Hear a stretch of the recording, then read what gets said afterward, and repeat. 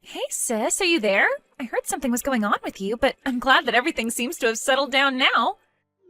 I always knew that you were so nice, but I can't believe that you put yourself through all of that just for me. You really are too kind. Do you know that? Tracy, I really wasn't doing what I did for your sake, you know. I broke off my engagement with my fiancé because I caught you two having an affair with each other. Well, I know, but you were engaged to a CEO. You know that it's always been my dream to marry a rich man, right? I don't even know what to say to something like that. Is that supposed to be an excuse? Well, I've just always wanted to live like a spoiled princess, you know? I really don't know. What in the world does that even mean in this day and age? Besides, where did a dream like this even come from? It isn't like we were horribly poor or fantastically rich growing up. Well, I know, but that doesn't mean that I can't want to marry someone who is really rich, because if I did that, then I would never have to work another day in my life. And now I found that man after all this time. It really is like a real-life Cinderella story, isn't it? I don't remember the scene in Cinderella where one of the ugly sisters steals her prince away. Are you sure we were watching the same movie growing up? Oh, come on. You can't actually be mad at me for taking him for myself, right?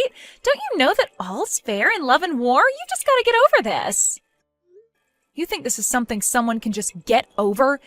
This isn't a toy or something that you stole from me this time. We aren't kids anymore.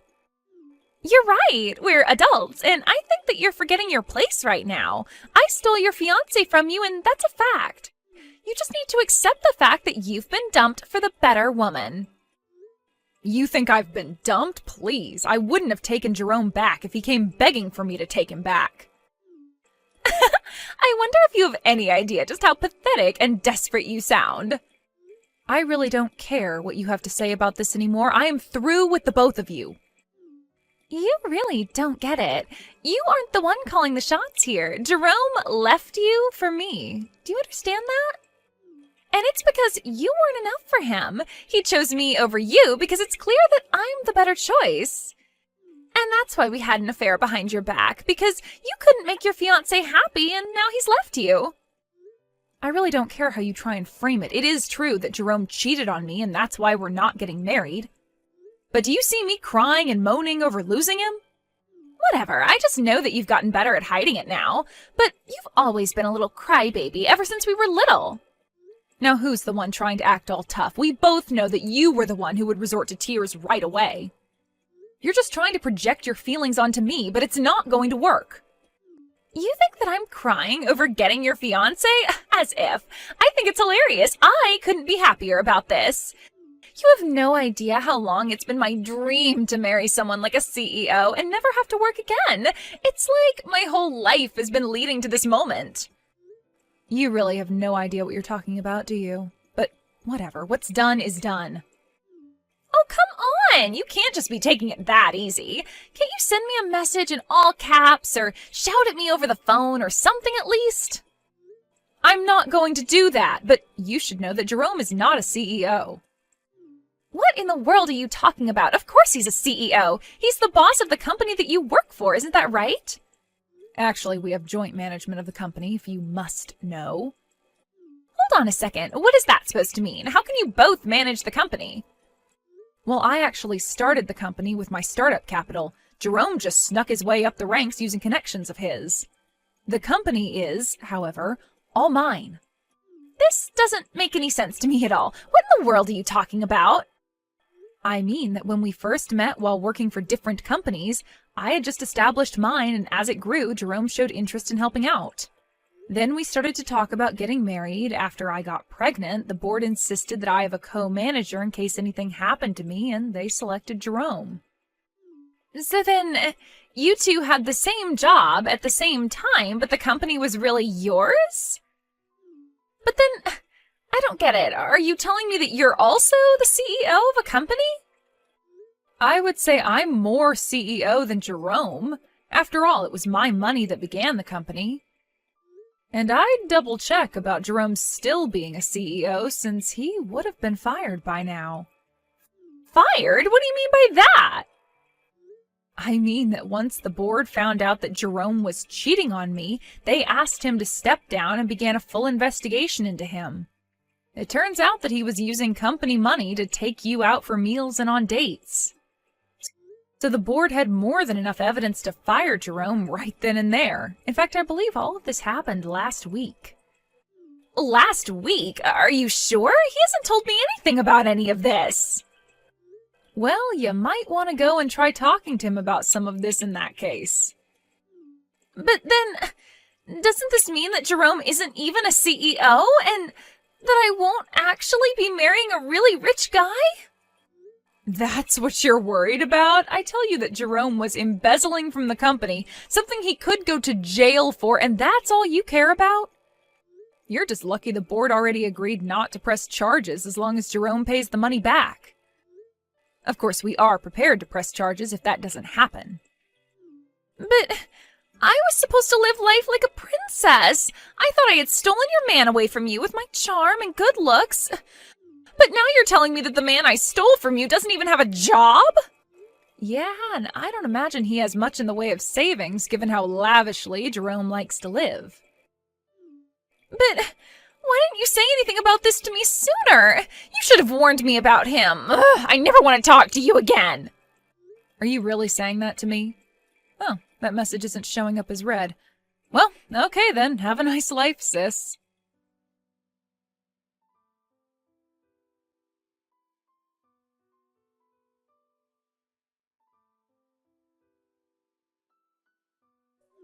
Hey Mabel, are you there?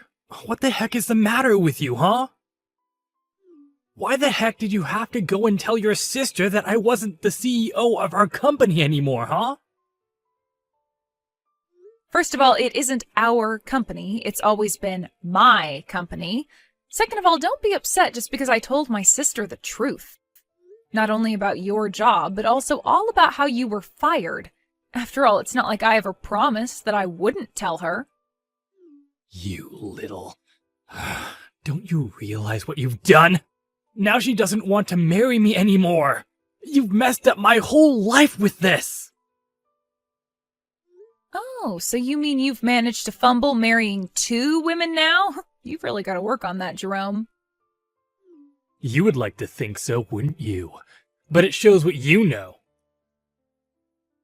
And just what is that even supposed to mean, huh? I mean that I wanted to see how you would react.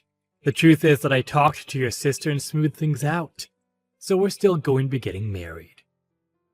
And just what kind of lies did you have to tell her to get her to go along with that?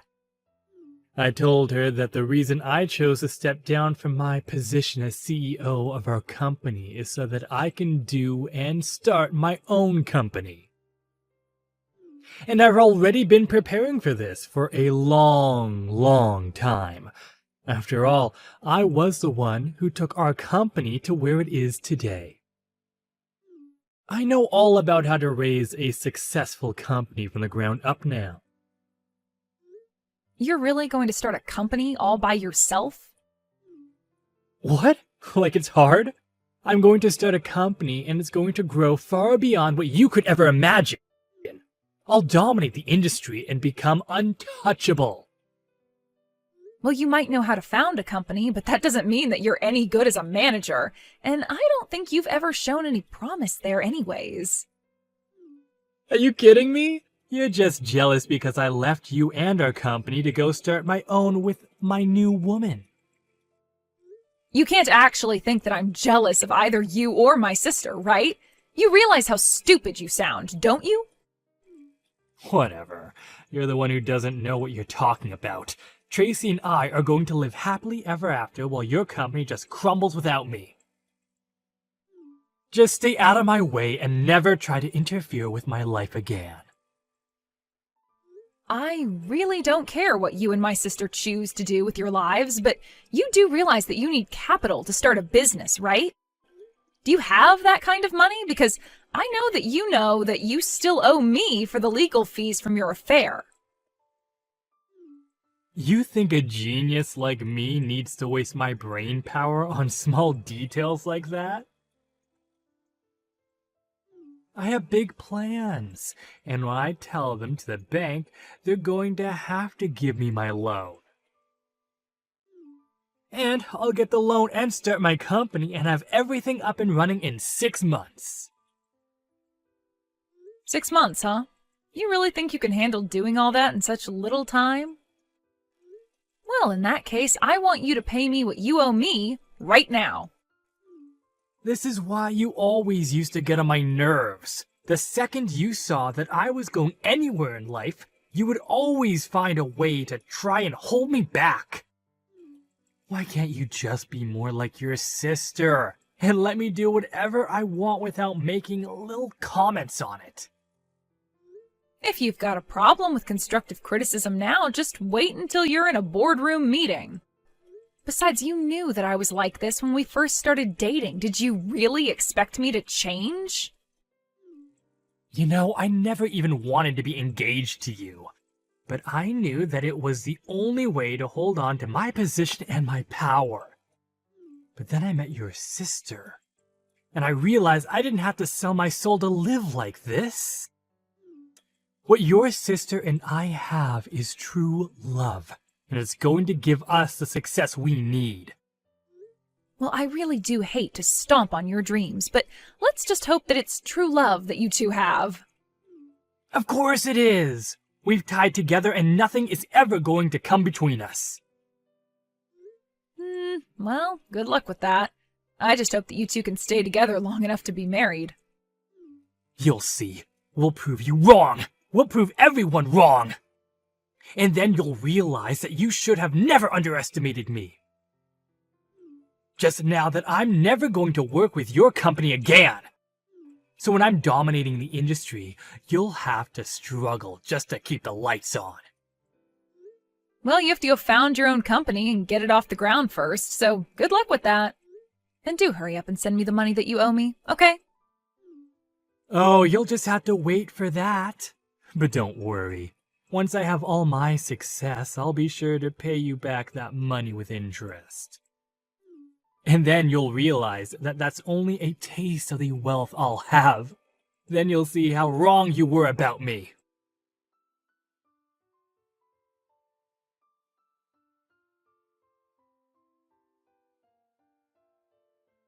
Hey there, Mabel. I just thought you should know Jerome and I moved in together. At first, I was worried about all the things you were telling me about him, like how he wasn't a real CEO or how he embezzled from the company. But then he finally started his own company. And now we've moved into an amazing condo, and we're the happiest that we've ever been. It's amazing. You moved into a condo together with Jerome? Because I haven't even heard anything about him creating a new company. Well, I suppose that's probably because Jerome just runs in different circles from you, doesn't he? This is where we're going to move into. He told me that he already paid for the condo and that they're just getting it ready for us. Oh, wait a second. I think I recognize that view. Isn't that Mammoth Towers?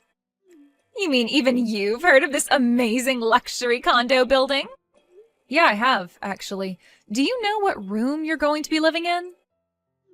And just why would I share that with you? Don't tell me that you're going to try to break in and try to steal Jerome away from me. Because you should know that the building has guards in it, and someone like you won't be allowed in. Right. Well, in that case, I guess you shouldn't worry about telling me the room number. Ugh, whatever. If you must know, the room number is 2305. So you're on the 23rd floor, then? That's right. We're almost at the very top of the building. I've never gotten to stay in a place so nice. We're finally going to have our happily ever after. Well, it's just kind of funny because that's my unit. Wait, what? What in the world are you talking about? Do you really think I'm going to buy a lie like that? You have to come up with something better. I'm not kidding you at all. I own unit number 2305 in Mammoth Towers.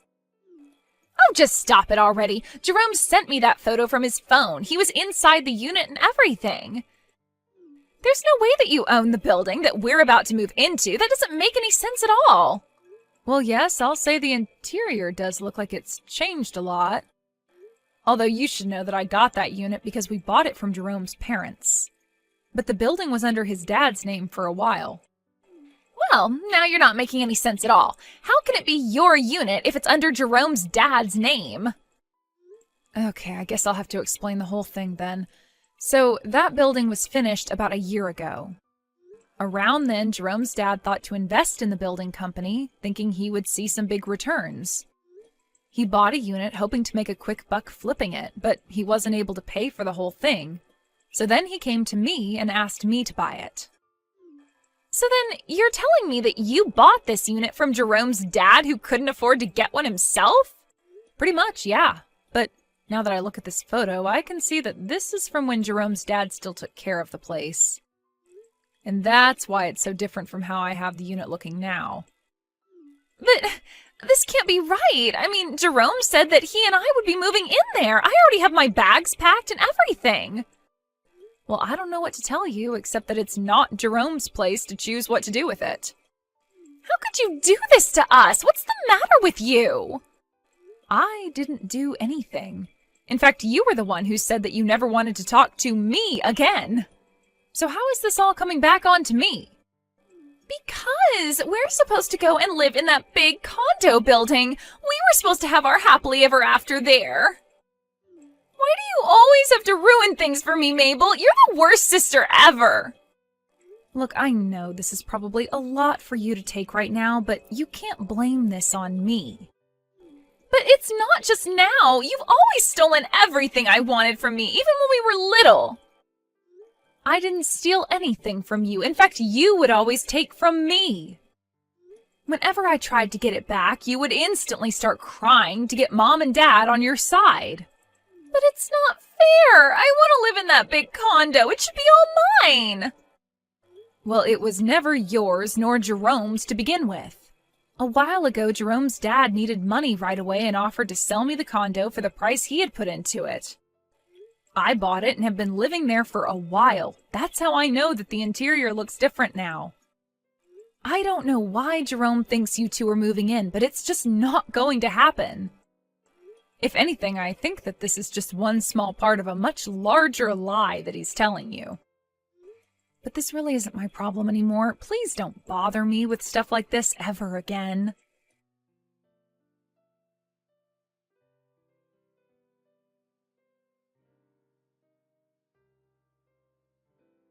It turns out that when it was time to move, Jerome ended up taking my sister to go and move in with his parents.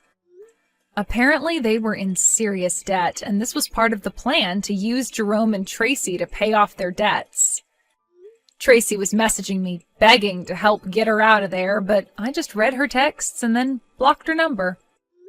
She tried living with them for a couple of months, just hoping that this was all part of Jerome's plan to start his own company. Of course, he had never really even begun the process and was lying to Tracy this whole time about his intentions. I heard later from my parents that they ended up bailing out Tracy and rescuing her from her in-laws' house. Now, both my mom and dad are keeping a very close eye on Tracy and making sure she finds a job and learns some responsibility. As for me, life went on as normal. Nothing Jerome or Tracy did really ever had a chance to affect me. I told my parents that I wouldn't be doing anything to support my sister, and they understood and agreed with me.